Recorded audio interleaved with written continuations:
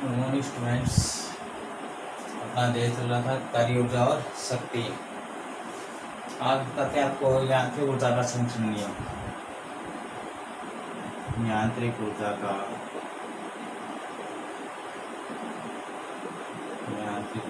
संरक्षण नियम।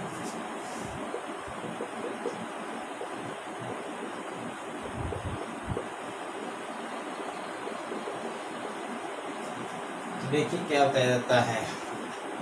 कोई भी विलगित इकाई होती है, उसकी जो यांत्रिक ऊर्जा होती है प्रत्येक बिंदु पर क्या रहती है, स्थिर रहती है या नियत रहती है। ठीक है ना।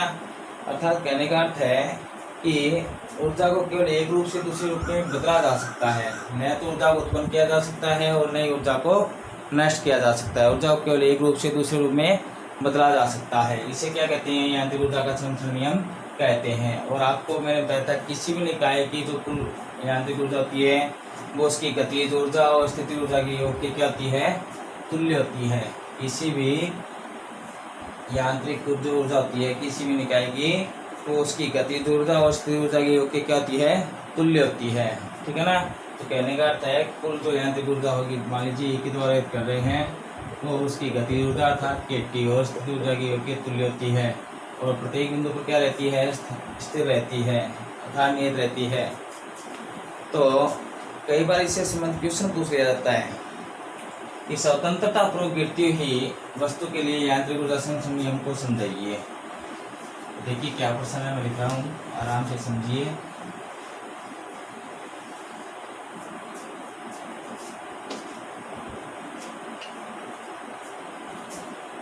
अच्छा क्वेश्चन दे रखा है पीछे दृष्टि से, मुक्त रूप से गिरती हुई वस्तु द्वारा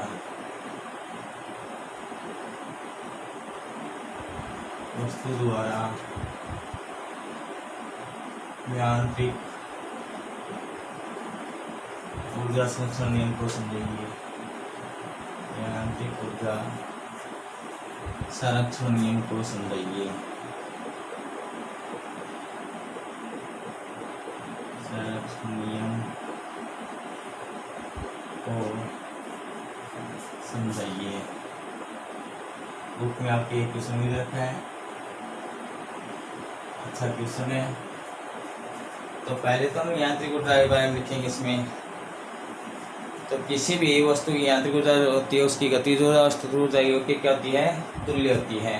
ठीक है ना। और देखिए मान लीजिए कोई एक वस्तु है और ये धरातल है, मान लीजिए क्या ये धरातल, एक वस्तु यहाँ पर रखी गई है ए पॉइंट पर। किस पॉइंट पर है, ए पॉइंट पर, जो स्वतंत्रता पूर्वक नीचे की ओर गुरुत्वाकर्षण बल के कारण क्या करेगी, गति करेगी। ठीक है ना। इस पॉइंट पर है ये विराम अवस्था में। ठीक है। और विराम अवस्था में होती है आपको पता है, और ये धरातल से h ऊंचाई पर है। कितनी ऊंचाई पर है, h ऊंचाई पर। ये जो टोटल ऊंचाई दे रखी है आपको, ये h दे रखी है, क्या दे रखी है, h। इसका द्रव्यमान, पिंड का जो द्रव्यमान है वो स्मॉल m है। यह वस्तु जो है उसका द्रव्यमान क्या है, स्मॉल m है, जो धरातल से स्मॉल h ऊंचाई पर बिंदु ए पर स्थित है। इस बिंदु ए पर आपको क्या निकालनी होगी, वस्तु की गतिज ऊर्जा और स्थितिज ऊर्जा। तो बिंदु ए पर यांत्रिक ऊर्जा लिखते हैं। आंसर में देखिए क्या लिखेंगे, बिंदु ए पर यांत्रिक ऊर्जा, बिंदु ए पर यांत्रिक ऊर्जा। तो ए पॉइंट वाले देते हैं ई ए बराबर, तो ए प्लस यू ए गतिज ऊर्जा हो गई और यू स्थितिज ऊर्जा हो गई। ठीक है ना। तो यांत्रिक ऊर्जा होती है वो गतिज ऊर्जा और स्थितिज ऊर्जा की तुल्य होती है। और ये पॉइंट पर वस्तु क्या है, विराम अवस्था में है। ये मान लीजिए आपके पास समीकरण नंबर 1 आ गई। ठीक है। तो विराम अवस्था में आपको पता है गतिज ऊर्जा का मान क्या हो जाता है, 0 हो जाता है। तो बिंदु ए पर गतिज ऊर्जा, तो विराम अवस्था में गतिज ऊर्जा का मान क्या हो जाएगा, 0। ए की वैल्यू क्या हो गई, 0। बिंदु ए पर स्थितिज ऊर्जा, बिंदु ए पर स्थितिज ऊर्जा, स्थितिज ऊर्जा से क्या होता है mgh। चाहिए अच्छा कोई दिक्कत नहीं है, तो फंक्शनल क्या दिन गति कर रही है तो गति दोनों यूज ले लिया, इसलिए ई ए बराबर ए की वैल्यू क्या है 0 प्लस एम जी एच, तो ई ए बराबर क्या गया एम जी एच। तो बिंदु ए पर आपके पास कुल जो यांत्रिक ऊर्जा प्राप्त हुई है वो क्या प्राप्त हुई है एम जी एच, जो स्थिति ऊर्जा के रूप में प्राप्त हुई है, ठीक है ना। आप देखिए मान लीजिए ये जो वस्तु है वो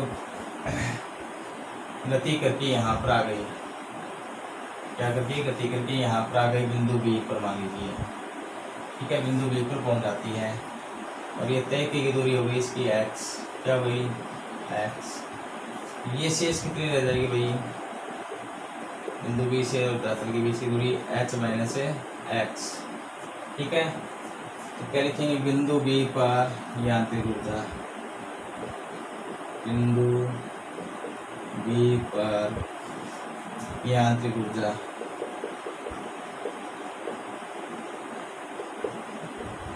तो बिंदु बी पर यांत्रिक ऊर्जा निकालेंगे तो ई बी बराबर के बी प्लस यू बी, समीकरण नंबर 2, ठीक है। अब देखिए गतिज ऊर्जा, तो गति कर क्या रही है तो गति ऊर्जा उत्पन्न होगी और धरातल से ऊंचाई भी है तो स्थिति ऊर्जा भी उत्पन्न होगी। तो सबसे पहले देखते हैं बिंदु बी पर गतिज ऊर्जा, बिंदु बी पर गतिज ऊर्जा, तो बिंदु बी पर गतिज ऊर्जा ये पी द्वारा लिख देते हैं 1/2 mv²। अब वस्तु स्वतंत्रता पूर्वक गति कर रही है, कैसे कर रही है स्वतंत्रता पूर्वक गुरुत्वाकर्षण बल के अधीन गति कर रही है। तो इस अवस्था में वस्तु का जो वेग हो जाएगा वो क्या होता है v² बराबर 2gh होता है, क्या होता है v² बराबर 2gh, कक्षा में आपने पढ़ा हुआ। लेकिन यहाँ पर गति करके कहाँ से कहाँ तक आया है बिंदु बी तक, तो तय की दूरी x हो गई, तो क्या लिखेंगे v² बराबर 2gx लिखेंगे, क्या लिखेंगे 2gx, ठीक है ना। स्वतंत्रता पूर्वक वस्तु गति करती है तो आपके पास v² की जो वैल्यू होगी वो क्या होगी 2gx, तो v² की वैल्यू यहाँ पर रखते हैं, इसलिए कि b बराबर 1/2 mv², तो v² था ही यहाँ पर, v² की वैल्यू क्या रख देते हैं 2gx, तो 2 से 2 कैंसिल, तो क्या गया कि b बराबर mgx, कोई दिक्कत नहीं है। समीकरण मान लीजिए आपके पास 3 आ गई, ये समीकरण 1 पॉइंट मान लो, ये बिंदु के लिए ये समीकरण 3 मान लो। तो देखते हैं स्थिति ऊर्जा बिंदु बी पर, तो बिंदु बी पर स्थिति ऊर्जा,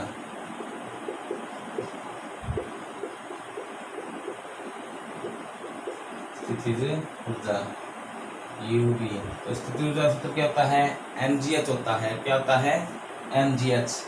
तो धरातल से ऊंचाई देखते हैं बिंदु P की, तो ये रही h माइनस x, तो mgh होता है, तो h के स्थान लिखेंगे h माइनस x और हल कर लेते हैं इसको, mg को अंदर गुणा कर देते हैं तो क्या आ जाएगा mgh माइनस का mgx, समीकरण नंबर 4, कोई दिक्कत नहीं है। बिंदु बी पर हमने सबसे पहले यांत्रिक ऊर्जा देखी है, तो के बी प्लस है यू बी, जहाँ के बी बिंदु बी पर गतिज ऊर्जा व्यक्त कर रही है और यू बी है वो स्थिति ऊर्जा को व्यक्त कर रही है, ठीक है।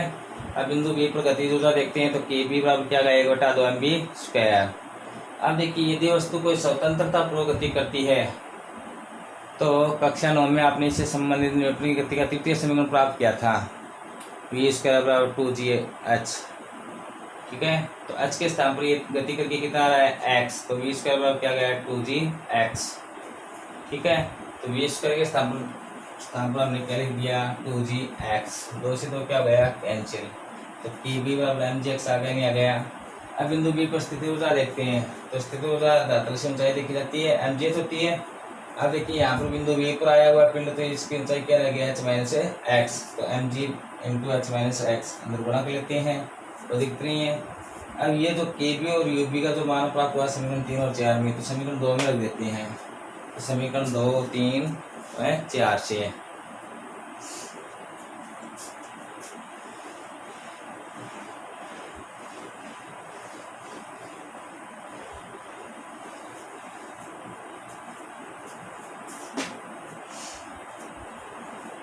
क्या लिखेंगे, समीकरण 2, 3 व 4 से, तो ई बी बराबर ए बी का मान तो क्या गया था आपके पास m g x, plus u b का मान ये रहा, प्लस एम जी h minus m g x, वो दिख रही है, एम जी एक्स से एम जी एक्स गया, प्लस माइनस का है, तो ई बी बराबर क्या गया एम जी एच। तो बिंदु बी पर आपके पास कुल ऊर्जा कितनी आ गई, एम जी एच आ गई। अब मान लीजिए ये बिंदु जो है, ये वस्तु जो है इस बिंदु से सी से पहुंच जाए, इस बिंदु बी से कहाँ पहुंच जाए, सी पर जो धरातल स्थित है, तो गति करके यहाँ से यहाँ तक आ रहा है, तो इस अवस्था में आपके पास कुल यांत्रिक ऊर्जा निकालिए बिंदु सी पर, यांत्रिक ऊर्जा बिंदु सी पर यांत्रिक ऊर्जा, तो ई सी बराबर ई सी प्लस यू सी, समीकरण नंबर 5, गति कितनी है। अब गतिज ऊर्जा, तो वस्तु यहाँ से लेकर यहाँ तक गति कर रही है, क्या लिखेंगे, बिंदु सी पर गतिज ऊर्जा, बिंदु सी पर गतिज ऊर्जा के सी बराबर 1/2 एम बी स्क्वायर होता है फॉर्मूला गतिज ऊर्जा का।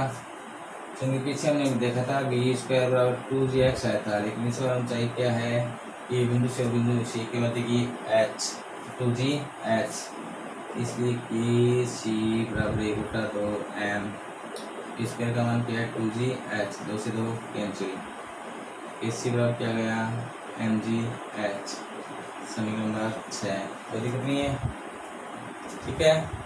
अब देखते हैं बिंदु सी पर स्थित ऊर्जा, तो वस्तु है वो कहाँ पर पहुँच चुकी है, धरातल पर पहुँच चुकी है, ठीक है ना, और धरातल पर पहुँच चुकी है, तो ऊंचाई क्या हो गई, 0 हो गई धरातल से वस्तु की, और ऊंचाई 0 हो गई, तो स्थित ऊर्जा भी क्या हो जाएगी, 0 हो जाएगी, क्या हो जाएगी 0, तो क्या लिखेंगे देखो,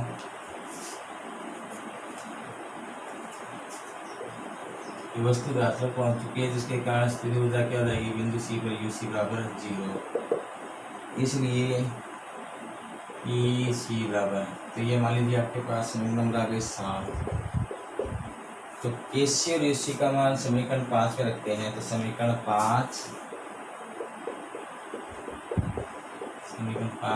6 व 7 से, तो ई सी बराबर, ई सी का मान तो आपके पास m ji H, you see का मान है 0, तो ई सी बराबर एम जी एच। तो यदि आप देखोगे ए पॉइंट पर भी आपके पास कुल ऊर्जा जो प्राप्त हुई थी यांत्रिक ऊर्जा वो एम जी एच, बी पॉइंट पर भी एम जी एच, और सी पॉइंट पर भी क्या है एम जी एच। तो समीकरण ए बी व सी से सिद्ध होता है कि स्वतंत्रता पूर्वक गिरती हुई जो वस्तु होती है उसकी यांत्रिक ऊर्जा प्रत्येक बिंदु पर सदैव क्या रहती है, नियत रहती है, कोई दिक्कत नहीं है, कर सकते हो, ठीक है। अब देखिए आपको कुछ और बताते हैं,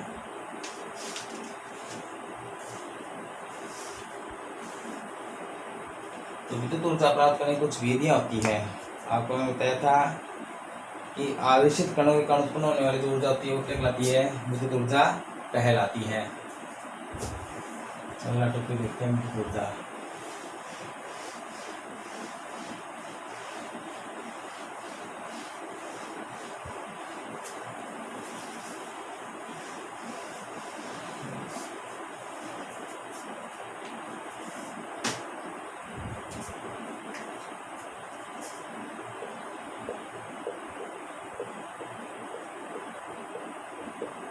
विद्युत ऊर्जा, तो विद्युत ऊर्जा किसे कहते हैं कि आवेशित कणों के कारण उत्पन्न होने वाली जो ऊर्जा होती है, आवेशित कणों के कारण उत्पन्न होने वाली जो ऊर्जा होती है वो क्या कहलाती है? विद्युत ऊर्जा कहलाती है। ठीक है ना। इसके द्वारा कण आवेशित होते हैं तो क्या कहा जाता है? इनके चारों ओर विद्युत क्षेत्र उत्पन्न होता है। क्या उत्पन्न होता है? विद्युत क्षेत्र उत्पन्न होता है, जिसके कारण क्या है? आवेशित कण है वो गति करने लगते हैं। क्या करने लगते हैं? गति करने लगते हैं, जिसके द्वारा क्या है? उत्पन्न हो जाती है, ऊर्जा उत्पन्न हो जाती है। अब देखिए, विद्युत ऊर्जा प्राप्त करने की जो विधि होती है उनको क्या कहा जाता है? विद्युत संयंत्र कहा जाता है। क्या कहा जाता है? विद्युत संयंत्र। तो इसके आधार पर देखिए कुछ संयंत्र बताए गए आपको विद्युत प्राप्त करने के। वो है, पहला है कोयला संयंत्र। ऑन स्लाइड नंबर पर कोयला संयंत्र। ठीक है ना। अब देखिए कोयला संयंत्र क्या होता है? तो क्या होता है इस विधि में क्या होता है? कोयले में स्थित जो रासायनिक ऊर्जा का दहन करके ऊष्मा प्राप्त की जाती है। इसके द्वारा क्या किया जाता है कि कोयले के द्वारा जो ऊर्जा उत्पन्न होगी वो प्राप्त की जाती है कि उसके जो दहन से कोयले पर सबसे पहले क्या किया जाएगा? दहन किया जाएगा और दहन करके ऊष्मा प्राप्त की जाती है। इस ऊष्मा को क्या किया जाता है? शुद्ध जल में प्रवाहित किया जाता है। इस ऊष्मा को शुद्ध जल में क्या किया जाता है? प्रवाहित किया जाता है। और ये जो ऊष्मा होती है किसके रूप में बदल जाती है? वाष्प के रूप में बदल जाती है। किसके रूप में बदल जाती है? वाष्प के रूप में। और वाष्प की सहायता से क्या है? इसमें एक टरबाइन लगा होता है इस संयंत्र में। ठीक है ना। और वो टरबाइन क्या करने लगता है? घूमने लगता है। और यांत्रिक ऊर्जा किसमें बदल जाती है? विद्युत ऊर्जा में बदल जाती है। तो सबसे पहले यदि आपको पूछा जाए कोयला संयंत्र की विधि का वर्णन कीजिए, तो इस विधि के द्वारा विद्युत ऊर्जा का निर्माण किया जाता है। इसमें कोयले के रासायनिक अभिक्रियाओं के कारण या उनके दहन से उत्पन्न ऊष्मा प्राप्त की जाती है और उस ऊष्मा की सहायता से क्या किया जाता है? वाष्प का निर्माण किया जाता है। कि यदि इस ऊष्मा को उच्चकोटि ऊष्मा को यदि शुद्ध पानी में प्रवाहित किया जाता है तो वाष्प का निर्माण होता है। और इस वाष्प की सहायता से इसमें लगा जो टरबाइन होता है वो घूर्णन करता है या घूमता है, जिसके कारण किसका निर्माण होगा? विद्युत ऊर्जा का निर्माण होता है। कोई दिक्कत नहीं है, बता सकते हो।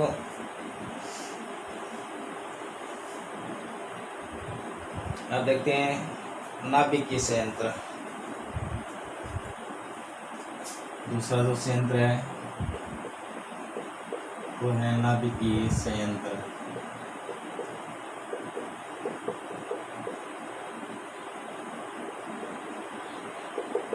नाभिकीय संयंत्र।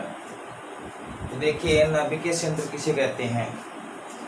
कि इस संयंत्र में क्या होता है? नाभिकीय विखंडन से ऊष्मा प्राप्त की जाती है। ये इस विखंडन में क्या किया जाता है? नाभिकीय विखंडन से ऊष्मा प्राप्त की जाती है और उस ऊष्मा को शुद्ध पानी में क्या किया जाता है? प्रवाहित किया जाता है और वो भी किस में बदल जाएगी? वाष्प में बदल जाएगी। और वाष्प की सहायता से टरबाइन को घुमाया जाता है और नाभिकीय जो ऊर्जा होती है उसके द्वारा विद्युत ऊर्जा का निर्माण किया जाता है। इसी प्रकार जल विद्युत संयंत्र होता है। तीसरा देखिए जल विद्युत संयंत्र। इसके लिए क्या ऊंचे ऊंचे बांध बनाए जाते हैं और आपको पता है जितनी अधिक बांध की ऊंचाई होगी उतनी अधिक स्थिति ऊर्जा में जल के द्वारा जो स्थिति ऊर्जा उत्पन्न होगी उसमें क्या होगी? वृद्धि। ठीक है ना। तो जल विद्युत संयंत्र जल विद्युत संयंत्र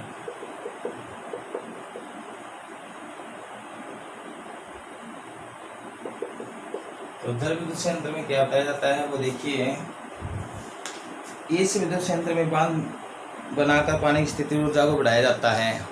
क्या किया जाता है? बांध बनाकर पानी की स्थिति ऊर्जा को बढ़ाया जाता है। इस ऊर्जा को पानी की गति ऊर्जा में बदलकर पहले किस में बदलेंगे? गतिज ऊर्जा में बदलेंगे। फिर इस पानी की गतिज ऊर्जा की सहायता से टरबाइन को घुमाया जाता है और टरबाइन की सहायता से जो स्थिति ऊर्जा होती है वो किस में बदल जाएगी? विद्युत ऊर्जा में बदल जाती है। तो ये जो प्रक्रिया जिस उपकरण में होती है, संयंत्र में होती है, वो क्या कहता है? जल विद्युत संयंत्र कहलाता है। कोई दिक्कत नहीं होगी शायद। अगला देखो पवन ऊर्जा संयंत्र। पवन ऊर्जा संयंत्र। तो देखिए पवन चक्की जो होती है या वायु जो होती है उसकी सहायता से भी क्या है? विद्युत ऊर्जा का निर्माण किया जा सकता है। तो इसमें क्या बताया जाता है कि पवन चक्की में हवा की गतिज ऊर्जा से टरबाइन को घुमाया जाता है और टरबाइन में जो जनित होता है उसकी सहायता से क्या किया जाता है, गतिज ऊर्जा को किसी में बदल दिया जाता है, विद्युत ऊर्जा में बदल दिया जाता है। ठीक है, और इस प्रकार की जो ऊर्जा होती है वो वातावरण के लिए हितकारी होती है। ठीक है ना, इसका कोई दुष्प्रभाव नहीं होता है। अब देखो अगली लास्ट, सौर ऊष्मा संयंत्र 5वीं।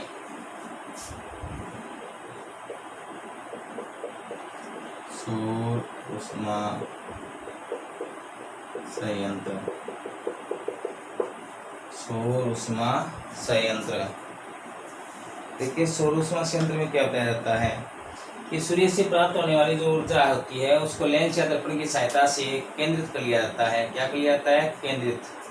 और केंद्रित के कारण क्या होगी, ऊष्मा उत्पन्न होगी और ऊष्मा की सहायता से वाष्प का निर्माण होगा कि उस ऊष्मा को पानी में प्रयोग करेंगे और पानी से क्या होगा, वाष्प का निर्माण होगा और वाष्प की सहायता से टरबाइन को घुमाया जाता है और सूर्य से जो प्राप्त ऊर्जा होती है वो उसके द्वारा विद्युत ऊर्जा का निर्माण किया जाता है। ये भी क्या होती है, वही वातावरण के लिए हितकारी होती है। तो इसमें सबसे पहले क्या बताया जाता है कि इस संयंत्र में सूर्य से आने वाली जो प्रकाश किरणें होती है, ठीक है ना, सूर्य से प्राप्त होने वाली जो ऊर्जा होती है उसको लेंस या दर्पण की सहायता से केंद्रित करके क्या किया जाता है, टरबाइन को घुमाया जाता है और विद्युत ऊर्जा का निर्माण किया जाता है।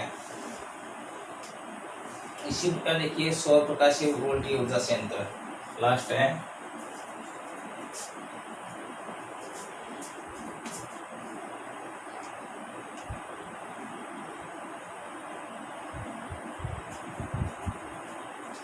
सौर प्रकाशीय वोल्टीय ऊर्जा संयंत्र का क्षेत्र, सौर प्रकाश वोल्टीय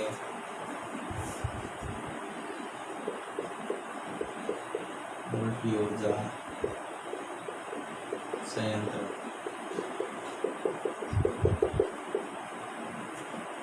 तो ये आपने घरों में देखा होगा, घरों की छतों पर आजकल विशेष प्रकार के पैनल लगे होते हैं, विभिन्न जो ऊर्जा के समूह होते हैं उनसे संबंधित आपने देखा होगा प्रकाश किरणों को किस प्रकार ऊर्जा में, विद्युत ऊर्जा में बदला जाता है। तो इसमें क्या होता है, इन संयंत्रों के लिए क्या है, खुली जगह चाहिए।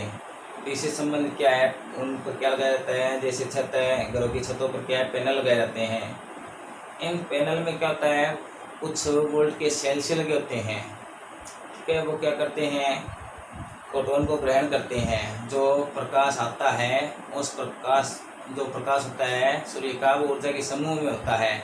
उस ऊर्जा समूह क्या कहा जाता है, फोटोन कहा जाता है। क्या कहा जाता है, फोटोन कहा जाता है। और वो फोटोन इस वोल्टीय सेल द्वारा क्या कर लिया जाता है, ग्रहण कर लिया जाता है।